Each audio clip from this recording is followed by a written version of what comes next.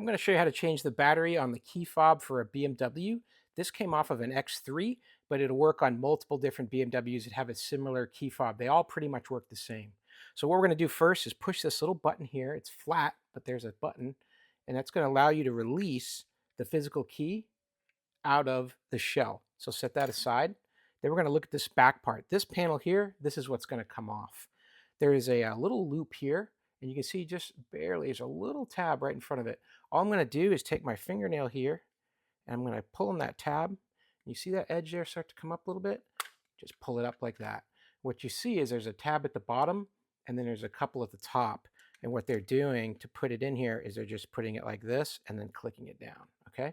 So now, very easy to take your battery out. You might take a little screwdriver like this just to lift up on it. That battery will pop out. Notice these are a little bit larger, CR2450s, so you're going to need to make sure you get that. A lot of other remotes use a smaller battery. This one's really chunky. It lasts a long time as a result. To replace it, you're going to put it with the negative side down, so the writing will be on the top with that plus, just like that. And then to put it back together, you're just going to slide that bottom piece in first, and then click along the top. It'll snap right back in place. Take your key, physical key, click it and lock it in place, put that on your key ring, and you're done. Hope that helps. Have a great day.